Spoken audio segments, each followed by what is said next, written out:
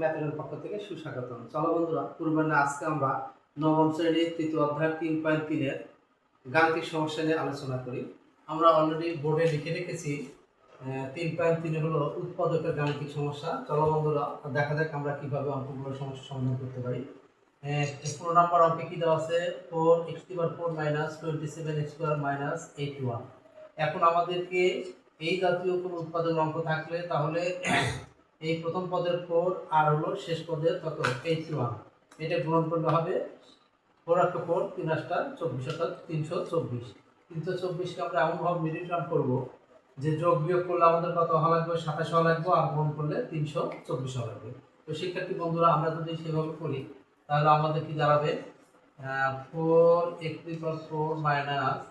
36x² + 9x² - 81। শিক্ষার্থী বন্ধুরা, 36 মধ্যে 9 বাদ দিলে 27 থাকে, 36 আর হলো 9 গুণ করলে 324 হয়। শিক্ষার্থী বন্ধুরা, এখন এই দুটো পদের মধ্যে কি কমন আছে? আমাদের 4 তো অবশ্যই কমন আছে, এখানে x² এখানে x² তাহলে আমরা x² কমন নিতে পারি। তাহলে কি থাকে? x² - 4 9 36 তার মানে 9, প্লাস এখানে 9 তো অবশ্যই কমন হবে, তাহলে x² - 9 9 কত হয়? 81।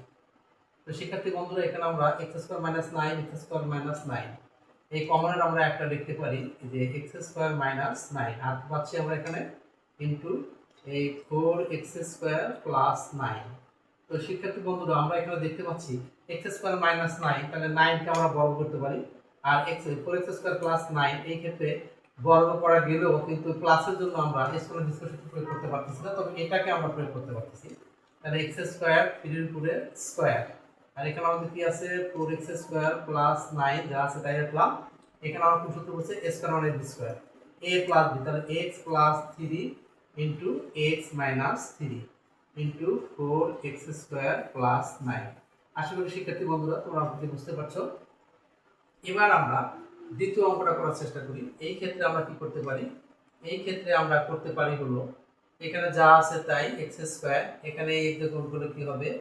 a²x, এখানে অঙ্কে গুণ করলে হবে +x + a। তো শিক্ষার্থী বন্ধুরা, এখানে আমরা দেখতে পাচ্ছি এই দুটোর মধ্যে কি কমন আছে? ax কমন আছে। তাহলে ax কমন নিলে কি থাকতেছে? এখানে থাকতেছে x আর এখানে থাকতেছে a।